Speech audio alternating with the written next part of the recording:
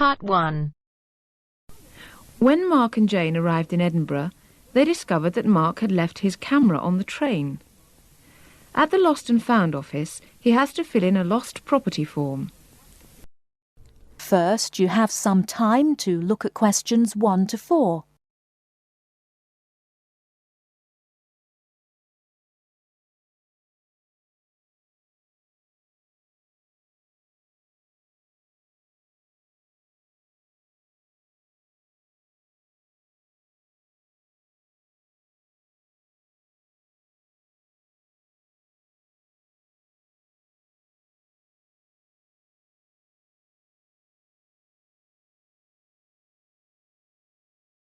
Now we shall begin. You should answer the questions as you listen, because you will not hear the recording a second time. Listen carefully and answer questions 1 to 4. Good evening, sir. Can I help you? Yeah, I think I left my camera on the train from London early today. Did you, sir? Oh, well. In that case, we'd better fill in a lost property form. Can you tell me your name? Yeah, it's Mark Adams. Okay. Your address? You mean in Britain or in the States? How long are you staying? Oh, I've still got a few months in Britain. Okay, then. Can you give me your address here? Right. It's 21 Thames Drive, Leigh-on-Sea. That's Leigh on Sea, Essex.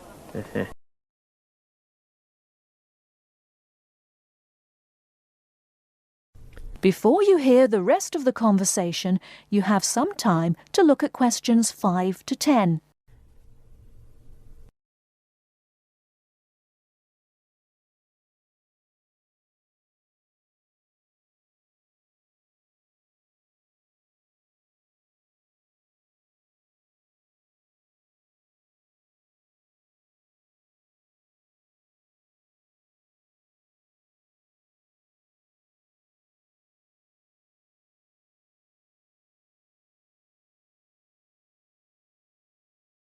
Now listen and answer questions 5 to 10.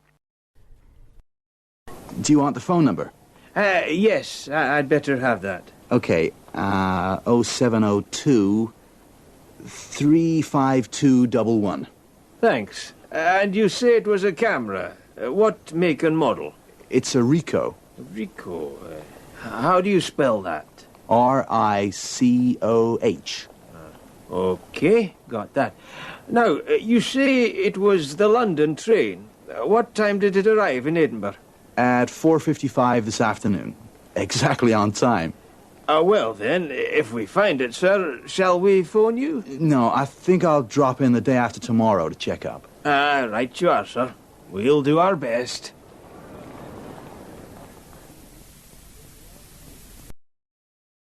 That is the end of Part 1.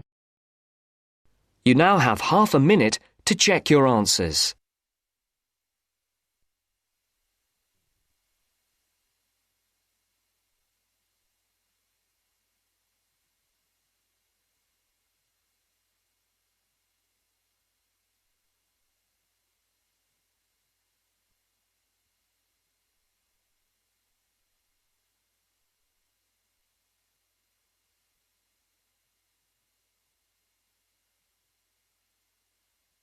Now turns to Part 2.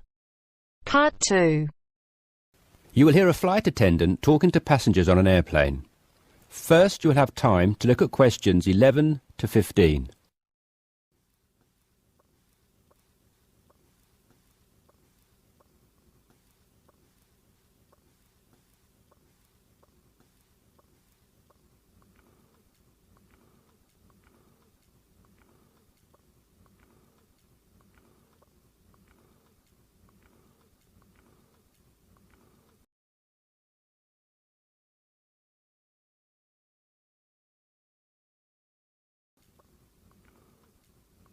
Now listen carefully and answer questions 11 to 15.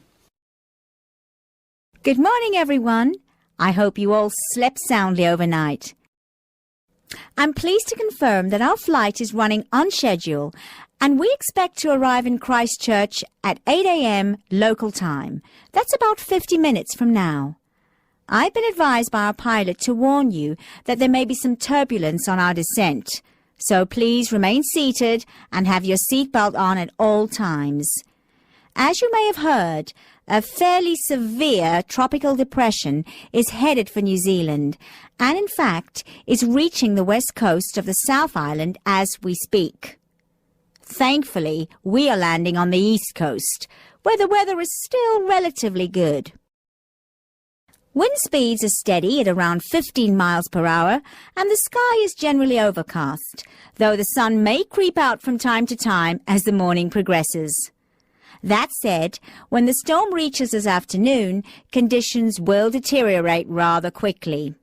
Please exercise extreme caution if you're travelling anywhere on the island today.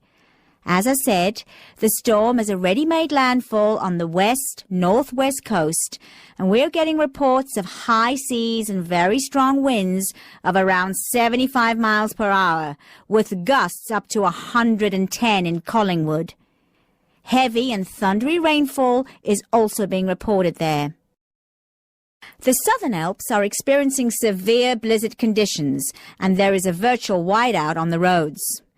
There are accumulations of up to 3 foot of snow already, so please, under no circumstances, be tempted to take the mountain road from Christchurch to Bluff. Use the coastal route for the entire journey if you must go down south. Over in the west, in Hokitika, and the southwest, in Milford, conditions are bad with heavy rain, high winds, and high seas. In fact, several tornadoes were reported in Hokitika and also in Lewis, which is slightly further inland. Also inland, on the northern edge of the Southern Alps, Arthur's Pass should be avoided at all costs. Roads are closed due to the heavy snowfall. Kaikoura has reported wind speeds of 45 miles per hour, with occasional gusts a bit stronger, but so far it has escaped the heavy rain. At present, it is windy and cloudy there. Before you hear the rest of the discussion, you have some time to look at questions 16 to 20.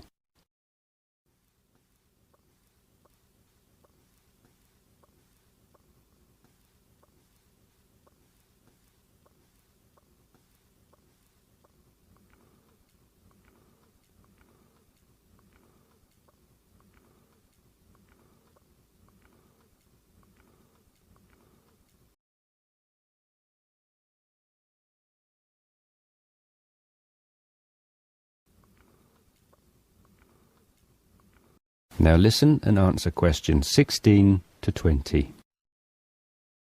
Hello again, ladies and gentlemen. We should be landing in approximately 10 minutes' time. Just an update for you on the weather conditions in and around Christchurch. We expect the storm to reach us by approximately 1 p.m. Town officials are closing all roads out of town as conditions are simply going to be too dangerous, with the risk of falling trees and flying debris too high. Roads will have officially been closed for 30 minutes by the time we land at 8 a.m. Passengers whose travel plans did not entail an overnight stay in Christchurch, we would like to extend our apologies to you on behalf of the Christchurch Town Council for the inconvenience caused. However, it is in the interest of safety that these steps have been taken. Those of you without accommodation should go straight to our customer service desk at the airport, where a council official will be waiting to take you to temporary shelters in the town. Those of you who are staying in Christchurch should go to your hotel and follow the instructions of staff there. It may yet be necessary to evacuate you down to the shelters as well. This decision will be made by hotel staff who are monitoring the situation very carefully. The storm has made a direct hit on the island.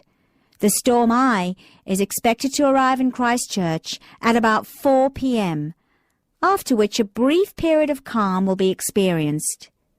The western wall of the storm will then hit at approximately 4:30, and the extreme winds and heavy rain should have improved by about 7 p.m.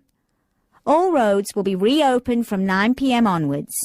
However, we're advising people to refrain from driving unless absolutely necessary, as conditions will be extremely hazardous with a risk of flooding everywhere. Flash flooding is a real danger for the valley towns of the south in particular, as mountain rivers and tributaries have already swelled to record levels. High winds have already caused massive power cuts in west coast towns, and a string of major tornadoes have caused havoc across the Midlands. If at all possible, stay in Christchurch until tomorrow morning, when the clean-up will begin. And, above all, stay safe. That is the end of part 2. You now have half a minute to check your answers.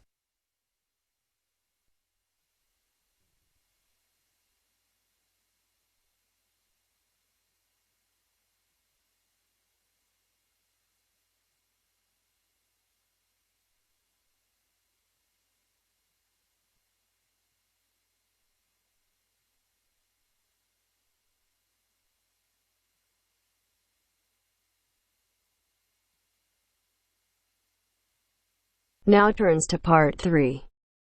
Part 3. Now turns to part 3. Part 3. You will hear some students talking about an arts assignment. First, you have some time to look at questions 21 to 25.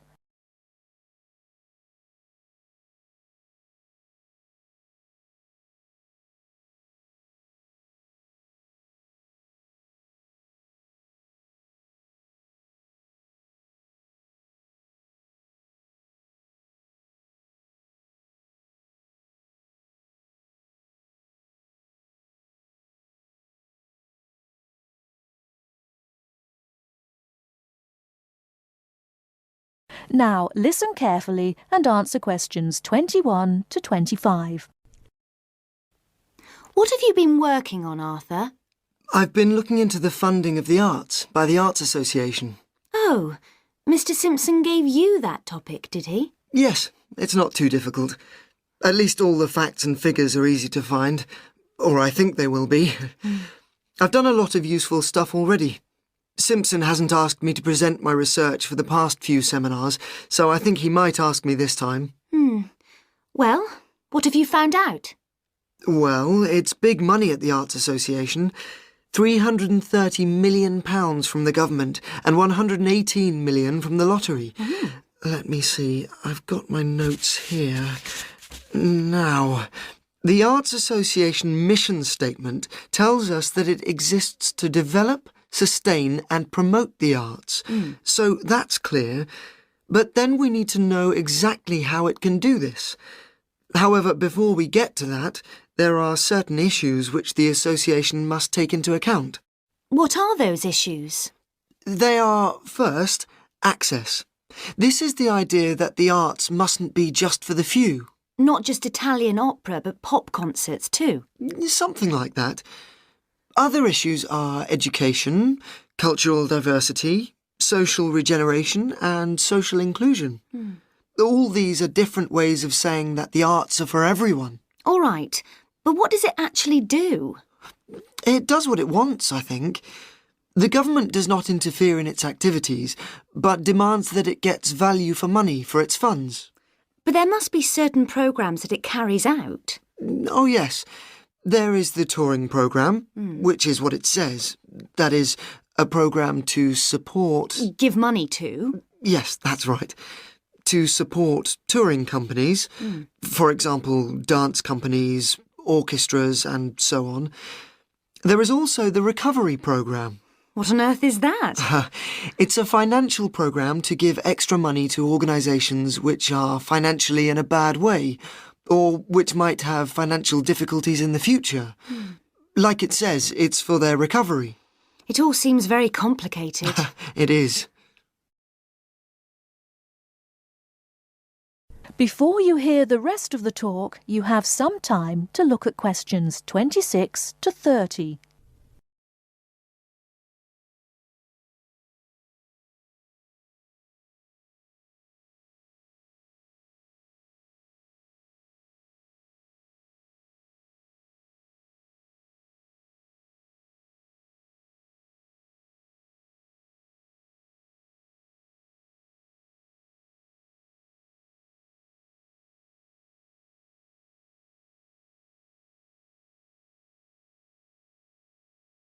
Now listen and answer questions 26 to 30. Did you get any information on the reading for the other half of our work? Yes, I did. You mean the Art and Society module? Yes. Yes. I met Simpson himself as we were waiting for a train at Norchester Station, so I managed to ask him. Any luck? Yes, I've got the notes I took here. Oh.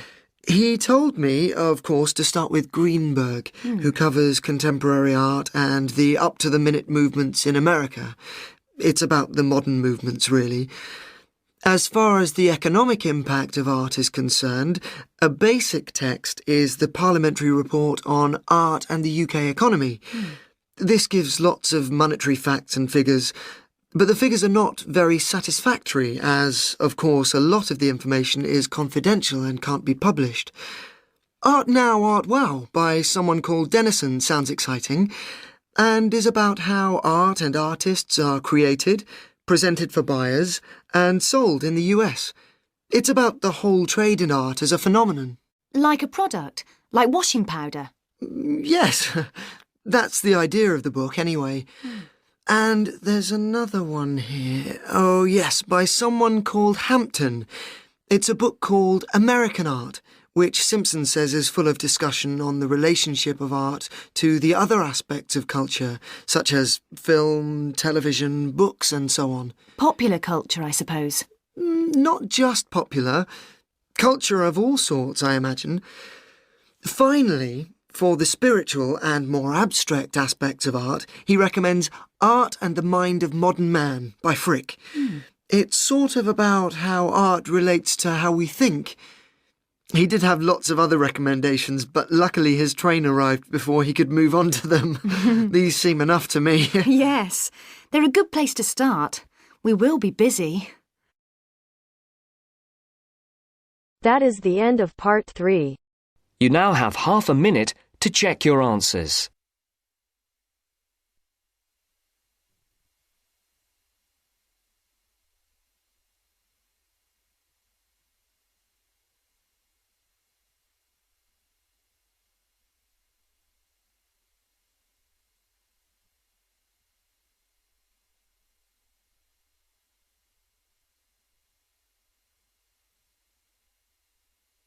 Now turns to part 4. You will hear part of a lecture about the school calendar. Listen carefully and answer questions 31 to 40.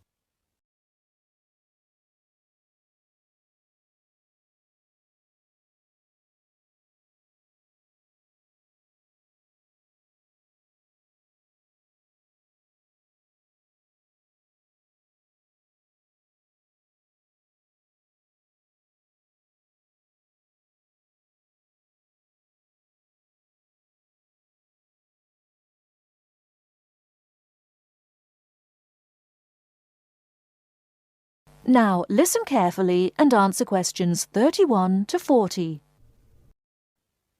So, having seen that the 6-term system has passed the test of cost-effectiveness, we can move on to the educational aspects of this arrangement. Firstly, all the terms would be approximately the same length. Instead of terms up to 13 weeks, which we have now, there could be a repeating pattern of 7 weeks of term time plus 2 weeks of vacation. This would be repeated 6 times per year. How does this affect the effectiveness of the educational provision? The most noticeable result would be that the very long summer holiday would be reduced in length. This byproduct of the 6-term system could be beneficial. There's plenty of evidence of huge learning loss by pupils during the summer holidays. By learning loss, we mean the amount that pupils forget or lose during a holiday break. Ashley carried out a number of analyses which showed this conclusively. He investigated 39 studies examining the effects of summer holidays on standardized test scores. His analyses indicated that summer learning loss equaled 2 weeks to 7 weeks of instruction. On average, children's test scores were 3 weeks lower than when they left school in the previous term. He also found differences in the learning loss effect according to subject. The subjects he analysed were reading, writing and maths, and he found that the effect was greatest in maths and reading. Furthermore, although all social groups experienced roughly similar learning loss in the field of maths, the studies found that disadvantaged children showed even greater losses in reading skills. So, the problem of learning loss in traditional schools is clear. However, the results of studies into the six-term system and learning loss are ambiguous. Marchmont found that pupils in six-term schools maintained their test scores after the shorter holiday period. This is certainly an improvement on the traditional system where, as we have seen, pupils perform worse after the summer break. Benson, however, found no differences between those in traditional schools and on the six-term schedule. It would seem reasonable that if long holidays result in learning loss, then shorter holidays should result in less learning loss. So we await the outcome of further studies. Historically, of course, everyone knows the reason for our system of 3 terms per year. In days when agriculture was of much greater importance in our working lives, it was essential that the children helped with the harvest. Later on, this changed, and more people moved into the towns. But then there was a new problem. Before air conditioning, it was very impractical to try to teach children in the summer months. Nowadays, that's no longer a barrier. One way of providing something different is the summer school. Here, there is a completely different kind of educational provision. Cooper and others investigated 93 summer schools and the results they achieved. They all had a positive effect on learning. Most summer schools, of course, have small classes, and class size was shown to have a positive effect. Additionally, summer school children usually benefit from a great deal of parental support, not least because payment of fees is involved, and this, as so often, was shown to produce very good outcomes. Results were most impressive, in maths in general. That is the end of part 4. You now have half a minute to check your answers.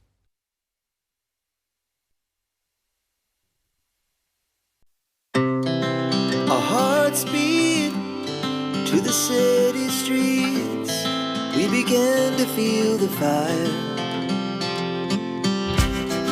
We rise like tall buildings as the chemicals, they take us higher. The night's young, and it's just begun as she puts her hand in mine.